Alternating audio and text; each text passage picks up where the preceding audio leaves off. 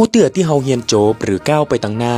นั่นหมายความว่าคนที่ทรงเฮาเฮียนกำลังเดินถอยหลังอยู่นี่คือภาพบรรยากาศการปัดฉิมนิเทศของนักเรียนโรงเรียนแม่ตื่นวิทยาคมปีการศึกษา 2568 โรงเรียนในโครงการพัฒนาเด็กและเยาวชนตามพระราชดำริของสมเด็จพระกนิษฐาธิราชเจ้ากรมสมเด็จพระเทพรัตนราชสุดาสยามบรมราชกุมารีในทุกๆปีสถาบันแห่งนี้ได้ผลิตนักเรียนที่มีคุณภาพหลายคนไปเรียนต่อหมอพยาบาลครูทหารตำรวจบางคนไปเรียนต่อด้านธุรกิจที่ใฝ่ฝันและบางคนก็จำเป็นที่จะต้องยุดความฝันของตัวเก่าไว้เพียงแต่อีในฐานะที่ผมเป็นศิษย์เก่าของโรงเรียนนี้ผมก็อยากจะบอกนักเรียนกู้คนว่าพ่อแม่หรือคนที่ส่งเฮาเรียนนั้นเปิ้นแก่ลงกู้วันและเปิ้นจะจากเฮาไปวันไหนเฮาก็บ่สามารถจะรับรู้ล่วงหน้าได้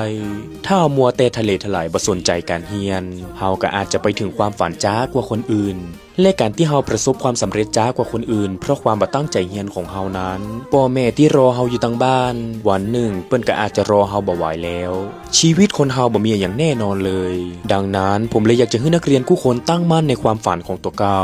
กอดความฝันของตัวเก่าไว้ให้แน่นแล้วเดินไปให้ถึงให้พ่อแม่และคนที่รักเฮาได้อยู่กับเฮาในวันที่เฮาประสบความสำเร็จเพราะผมรู้ดีว่าการประสบความสำเร็จในวันที่บ่มีพ่อแม่อยู่เคียงข้างนั้นมันโดดเดี่ยวและขมขื่นมากแค่ไหนผมอู้ถึงเรื่องนี้เพราะอยากให้นักเรียนกู้คนตระหนักและหันคุณค่าของการศึกษาเวลาและคนที่รักเฮา